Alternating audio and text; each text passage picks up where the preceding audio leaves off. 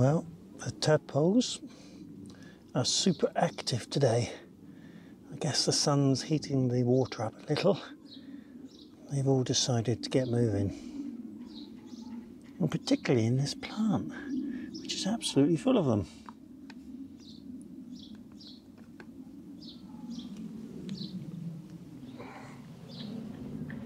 And Mrs. K has added a new fern today.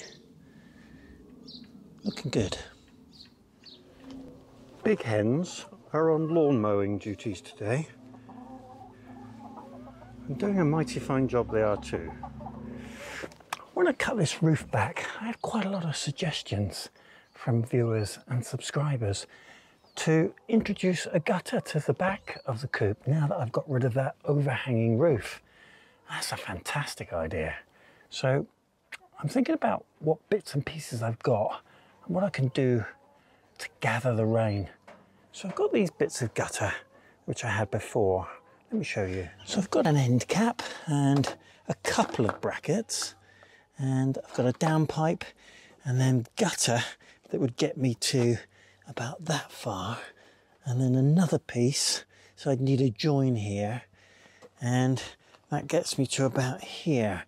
And I've got a downpipe and end piece. So I figure I could probably get to about here. And that plays into a bit of a plan that I've got. And that is to capture the water and send it down through this wire and into the water butt, which I can keep inside the coop. And the benefit of that is the water's being used from the back, when really it was presenting me with quite a problem as to how I get water from here into a vessel. I might have had to have gone over there, but if I can go into here, then that would be great. So I can use the whole watering system for the chickens and put it down in this back end of the coop. Now, why would I want to do that? Well, let me show you. So if I move this watering system inside and over the back, then that's self-contained and fills from the roof at the back. And this gutter that I've got along here can now fill a different water butt, which can be used to water the potatoes. So that seems like a cunning plan. So I'm going to have to get a couple of more bits, or I did have to get a couple more bits, because there were insufficient brackets and I needed a piece to join the two. So I've solved that, and now I can start the construction. So this junction between the two pieces that I've got is pretty critical, and it's quite a simple piece of kit. Just a sleeve with a couple of rubber grooves in it, and that'll stop it leaking. At least that's the plan. So we're going to unclip it and then force it over the end. Just like that.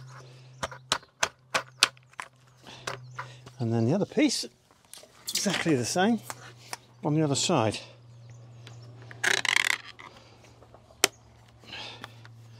Which gives us one whole length, and the brackets should hold it nice and true.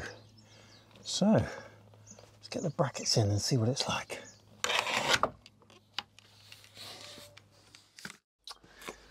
Well, that went in very easily, but when I get to this point, this goes back a bit further, so I need to put in a little bit of extra wood here so that I can push the brackets and keep them at the same distance as these. So let's see. What's always important when you put a gutter in is that you've got a gradient on it so that the water runs to the point that you want it to travel down. Let's see.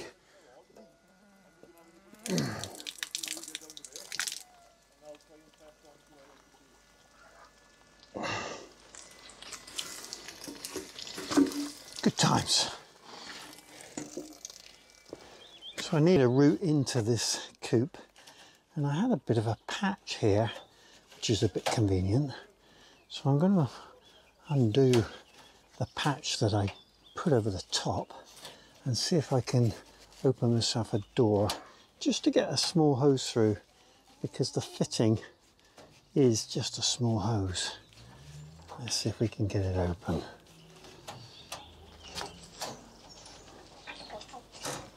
I think that's going to be enough. So I'll just get the hose round, put it on here and see if it works out. So that's going to be perfect, I think. Just got to make sure that the water butt comes to that height, and that fits on this fitting, which I'm going to put outside. Might need a bit of a longer hose, but we can work that out. So this one goes onto there, and I've had to adjust the length of it slightly. That one goes onto there. And then the hose, hopefully, will just go straight through and into the coop. So the water should come through now into this area, and I need to get the water butt down into this corner, and the self-watering feeder can sit alongside it.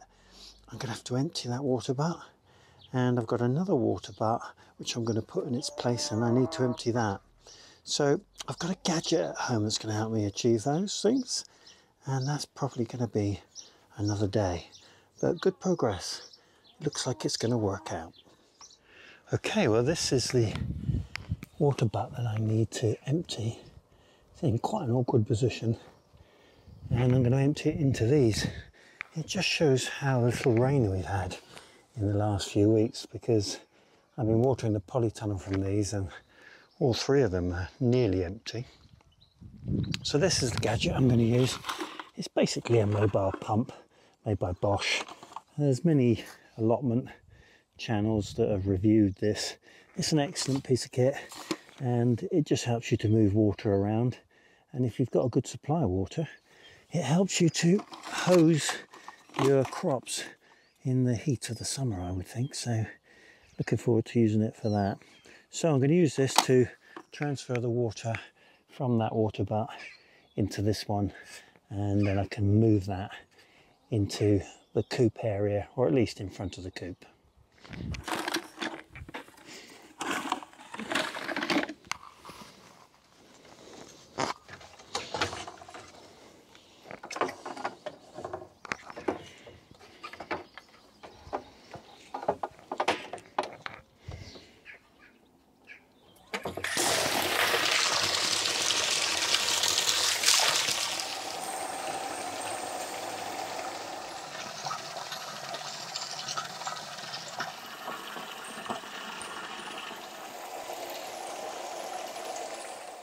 It's funny how things work out.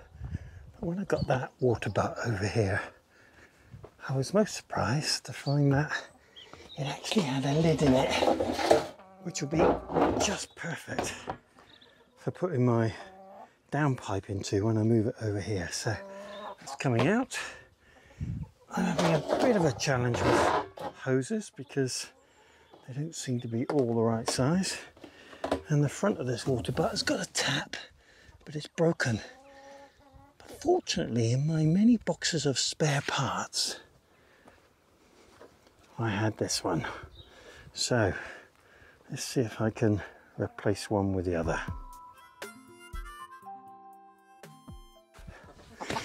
So time to make a flat base. I'll get this paver up, flatten the soil, and then use a configuration of these broken paving stones which I've been holding on to, just to get a flat base to put the water butt on. I've got an old lift to put the butt on top of. It's a bit broken, but it'll do the job. So let's go.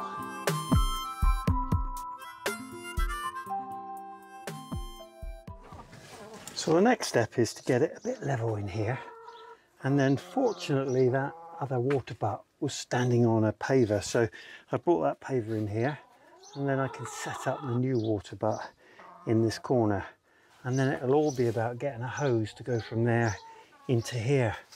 And I've got to confess, that's been more difficult than all of this put together, and I've still not solved it, but I'll get there. Right, let's get this laid out. I've had a great deal of help from all my hen helpers, but we've got into this corner quite nicely, and I just got to sort out that hose from one fitting to the other, and we should be there. And one big advantage of having this water butt inside the coop is that in the heat of the summer it won't get so warm, and I think it's probably always better for the hens to have cool water rather than warm. What do you say, girls?